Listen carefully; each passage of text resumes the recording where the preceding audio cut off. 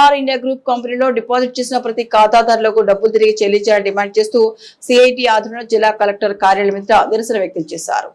ఈ రోజు Sahara India బాధితులచే CPM నాయకులు జిల్లా కలెక్టర్ కార్యాలయం నిరసన వ్యక్తం చేశారు. నిరుపేదలు సహారా ఇండియా కంపెనీలో పైసా పోగు చేసి జమ చేస్తున్నారని, గడువు ముగిసినప్పటికీ తిరిగి డబ్బులు చెల్లించడం లేదని ఆవేదన వ్యక్తం చేశారు.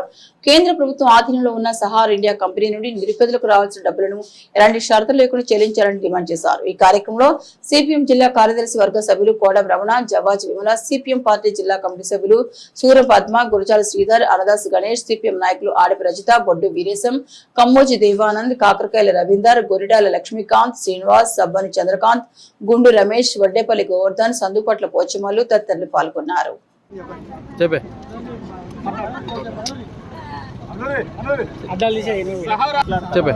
ఈరోజు కలెక్టర్ ఆఫీస్ వద్ద సహారా ఖాతాదారులందరూ తమ డబ్బులు వెంటనే కేంద్ర ప్రభుత్వం విడుదల చేయాలని ధర్నా చేయడం జరుగుతూ ఉంది. మరి భారతదేశంలో చూసినట్లయితే 13 కోట్ల మంది ఖాతాదారులు సహారాలో జమ చేయడం జరిగింది. మరి సహారా కంపెనీ మూతపడడం వల్ల వాళ్ళ బతుకులు అన్యాయమై ఈరోజు ఆత్మహత్యలు చేసుకునే దిశగా ఆ సహారా ఖాతాదారులందరూ మరి ఆ దిశగా ప్రయాణించడం జరుగుతూ ఉంది. మరి దీని పట్ల కేంద్ర ప్రభుత్వం సహారా ఆస్తులని జప్తు చేసుకొని మరి వాళ్లకు రావాల్సిన దానికంటే ఎక్కువ సహారా బాధ్యతలు డిమాండ్ చేసిన దానికంటే డబల్ అమౌంట్ మొత్తం కేంద్ర ప్రభుత్వం వాళ్ళ సహారా ఆస్తులను జప్తు చేసుకుంది.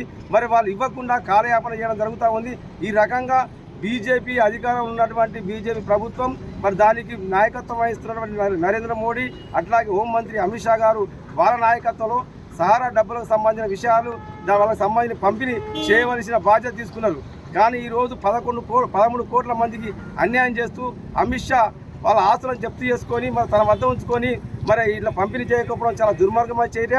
మరి ఇప్పుడు వాళ్ళు చూసుకున్నట్టయితే ఒక 10 నిమిషాల లోపల సహారా డబ్బులు అందరికీ ఆ ఖాతాదారులకు ఇచ్చి వాళ్ళకి న్యాయం చేయొచ్చు. కానీ కావాలనే అమిత్ షా గారు ఆ డబ్బులను కాజేసే ఉద్దేశంతో మరి ఈరోజు సహారా బాధితులకు అన్యాయం చేయాలని చూస్తూ ఉన్నారు. మరి సహారా బాధితులందరూ కూడా ముఖ్యంగా మేము సిపిఎం పార్టీ విజ్ఞప్తి చేస్తూ ఉన్నాం. ఈ ప్రభుత్వం మీద ఒత్తిడి తీసుకురాకుండా మనం పోరాటం చేయకుండా ఆ డబ్బులు మనకు వచ్చే విధంగా లేవు కాబట్టి అందరూ ఆలోచించాలి. కేంద్రంలో ఉన్నటువంటి అమిత్ షా గారు మన ఈ సహారా డబ్బులన్నీ అతని వద్దనే ఉన్నాయి. మరి కాజేయాలని చూస్తున్నట్టు మనకు కనబడతా ఉంది. కాబట్టి ఆ డబ్బులు రావాలంటే ప్రతి ఒక్కరూ పోరాటం దిశగా పోరాటంలో వచ్చి ఆ ప్రభుత్వాన్ని అమిత్ షాను నిలదీస్తేనే మనం ఆ డబ్బులు తొందరగా వచ్చే అవకాశం ఉంది. కాబట్టి ఈ దిశగా మరి అందరూ సహారా బాధ్యతలు ఆదరించాలని రాబోయే కాలంలో కూడా మన సిపిఎం పార్టీ ఆధ్వర్యంలో సిరిసిల్ల ఆడియో ఆఫీసు వద్ద రిలే నిదర్శనలు కూడా చేయడం జరుగుతూ ఉంది. మరి ఈ రకంగా ఇప్పుడు వారం 10 రోజుల పట్ల మరి సహారాకు సంబంధించిన డబ్బులు కేంద్ర ప్రభుత్వం బాధ్యతలకు విడుదల చేయకుంటే పెద్ద ఎత్తున ఆందోళన నిర్వహిస్తామని ఈ సందర్భంగా తెలియజేస్తా ఉన్నాం. ఈరోజు రాజన్న సిరిసిల్ల జిల్లాలో సహారా ఇండియా బాధితుల కోసం కలెక్టరేట్ ముట్టడి కోసం ఇక్కడ రావడం జరిగింది. ఎందుకంటే సహారా బాధితులు చాలా ₹1, ₹2తోని వాళ్ళ కుటుంబాలు బాగు చేసుకోవాలని ఏదో ఎంతో కొంత డబ్బు ఇద్దామని ఆశతోటి ఇక్కడ సహారా మన ఏజెంట్లను పెట్టుకొని సహారా ఇండియా ఖాతాదారుల డబ్బులంతా దోచుకొని అమిత్ షా గారు అందనాలు ఎక్కుతా ఉన్నారు. అమిత్ షా గారు మీకు ఒకటే సవాల్ విసురుతా ఉన్నాము సిపిఎంగా.